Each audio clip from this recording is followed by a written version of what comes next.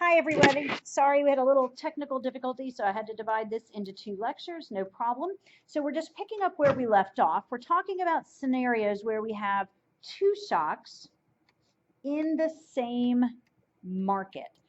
And so the first thing I want to do is make sure you understand the kind of problem I'm talking about so you don't confuse it with others. Because we just did an example where we combined our answers. We drew two graphs and combined our answers. So let's do one more problem and illustrate it. And then I'm going to make sure we're clear. So let's say that we're in the market for good M. And in the market for M, we have two shocks, and I'm just going to keep it simple. Let's say that the number of suppliers is falling, and at the same time, we've got demand increasing because of stronger preferences.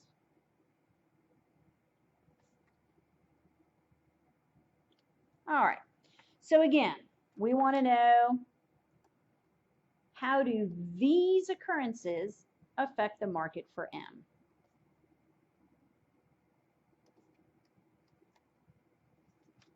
So remember what we do. We're going to identify both shocks. We're going to write a good CPA statement. We're going to then figure out what happens on each graph and combine them. Okay, so we've got number of suppliers going down, which we understand is going to make supply of M go down. Great. We also know that we've got stronger preferences.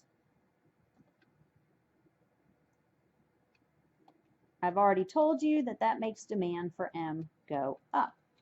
Okay, so I'm going to let you guys pause here in a minute and do this work to see if you get it right. Because ultimately, again, remember what we've said. You can watch me do it and say, oh yeah, that looks easy, I understand. Or you can do it yourself. Just because you understand it when I do it doesn't necessarily mean you fully understand. So let's get ready for you to do the work. So this is the market for good M. And this is also the market for good M. So again, two shocks, but one market.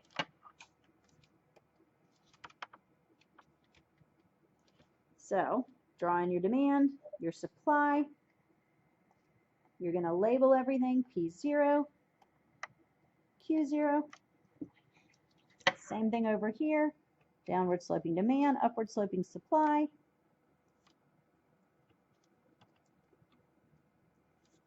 P0, Q0. All right. So I want you to pause at this point. Then I want you to, on your own paper, work this problem all the way to the end, making sure that you can get this right. All right, so pause.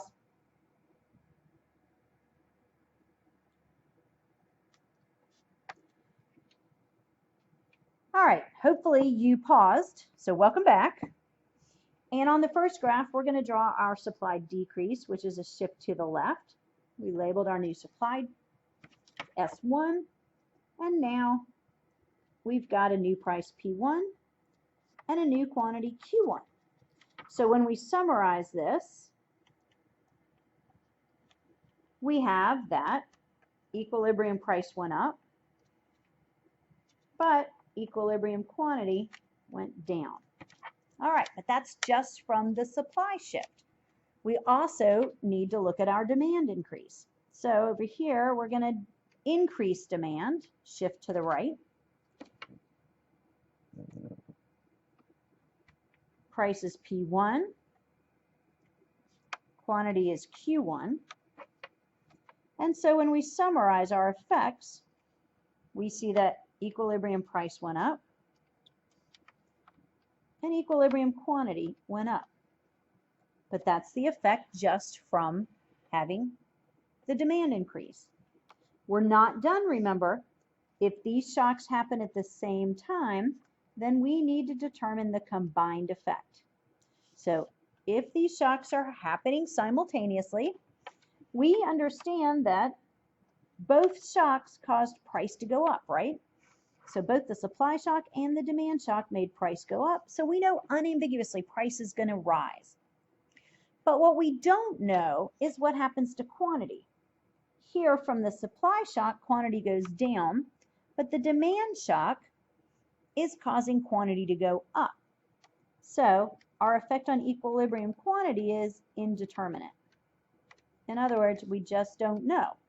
We don't know which effect is bigger. Now remember, if I tell you one effect is bigger than the other, then we know that quantity will either go up or down.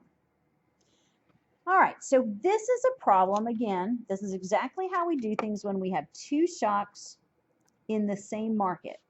So in other words, we've just got one market that we're working with here.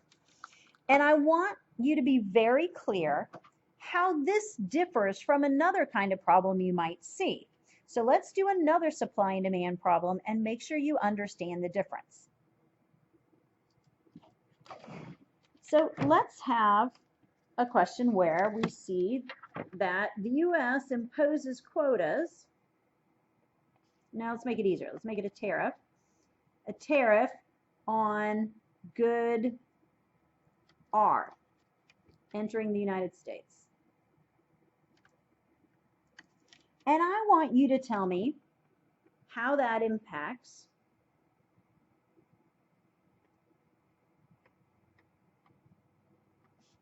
the market for foreign R and the market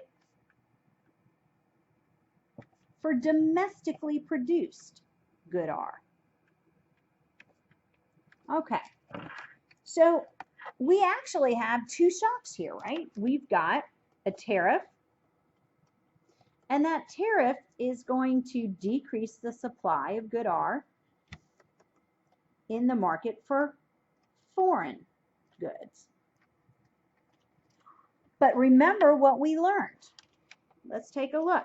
So here we've got foreign good R in the United States.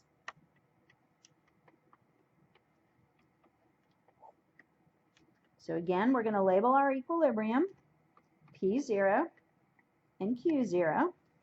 All right, let's draw in our tariff. And remember, a tariff is a dollar value that we're adding on to the supply cost, basically. It's a marginal cost. Because it's a dollar value, I have to measure it against the vertical axis because that's where dollars are measured. So here's my new supply curve.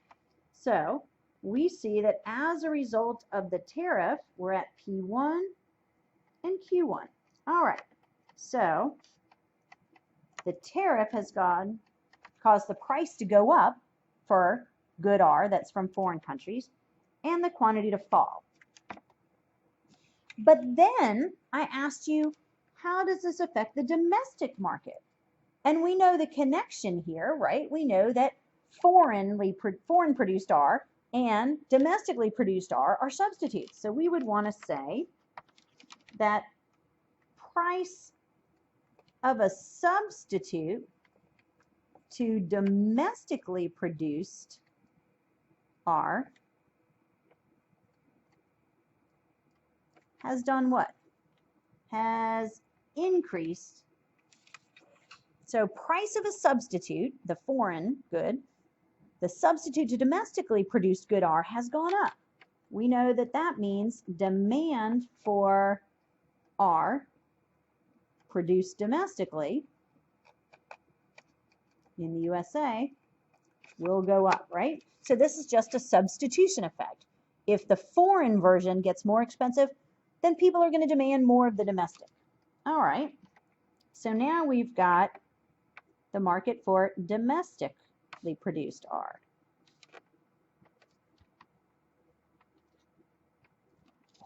So again, we start in equilibrium.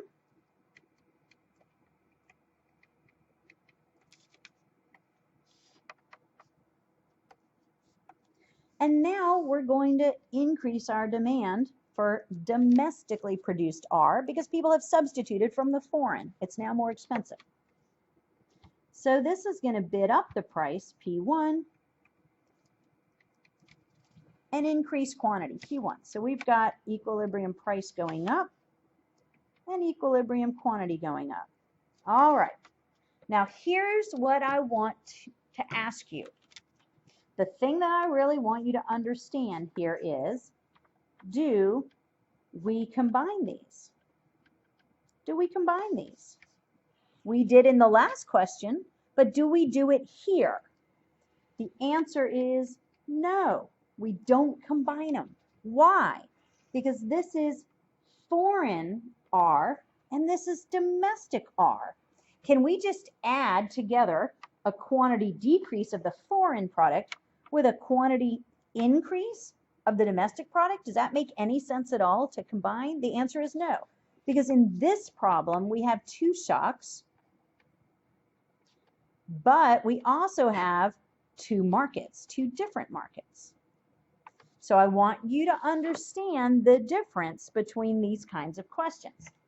So take a look at this one where we have two markets, and let's compare it to the question we just did right here a minute ago, where we only had one market, the market for M, but we had two shocks. So this is two shocks in one market versus the question we just did, where we have foreign and domestic, two markets.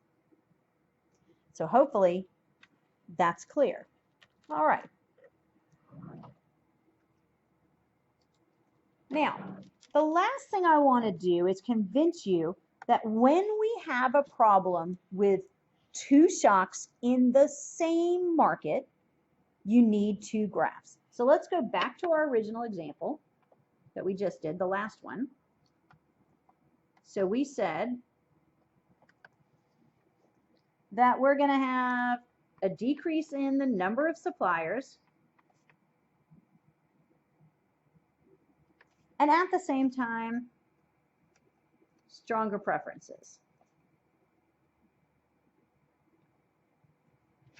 Okay, so we've already said we know that we're going to have a supply decrease and we're going to have a demand increase.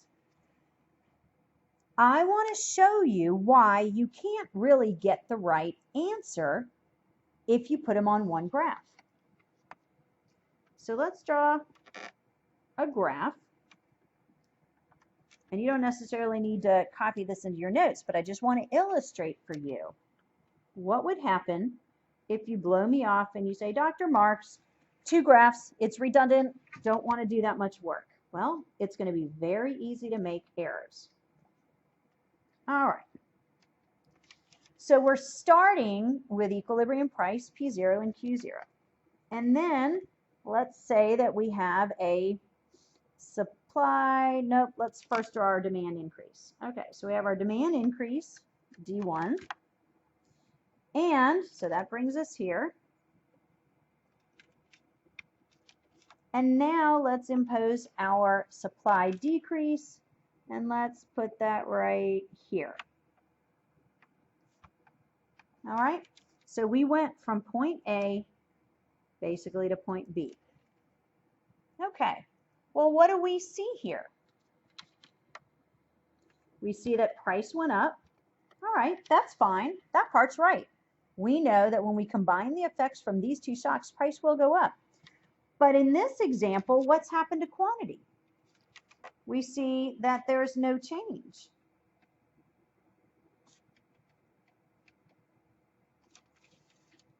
But that's not the right answer. Remember, the right answer, when we combine the effects, is that price went up, but we don't know what happens to quantity.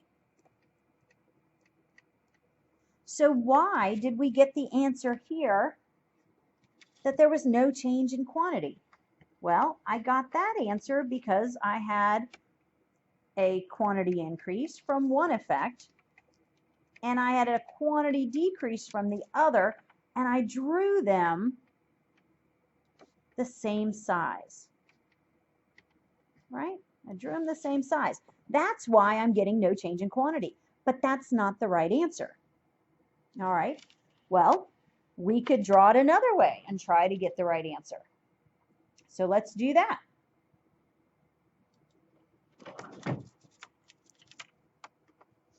So one more time.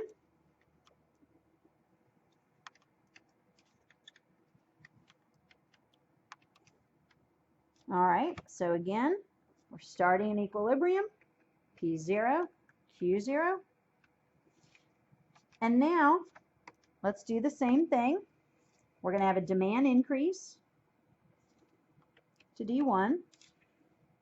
And now we're going to have a supply decrease. Same thing I did before. So my new demand and my new supply curve put me right here.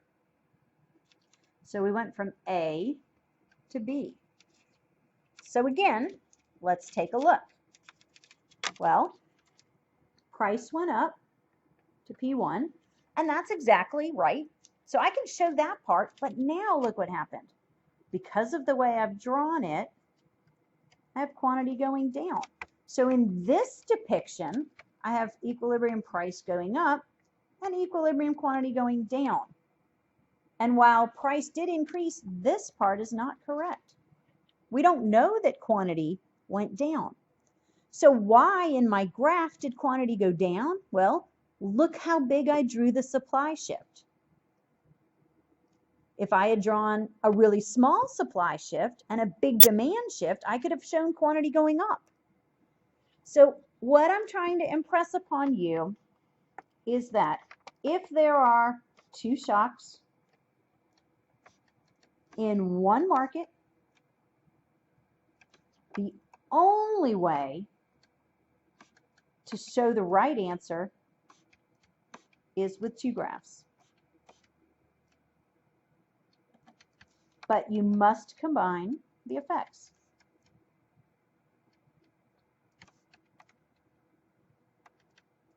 So don't forget to do that. All right, you're going to have some opportunity to practice this, but it is really important that you get comfortable drawing the graphs, and please use this procedure where we draw two graphs and combine them again. Last time I'm going to say it, only when it's in the same market. Let me know if you have any questions, and hopefully you start to get the hang of this. Thanks for listening. Have a great day.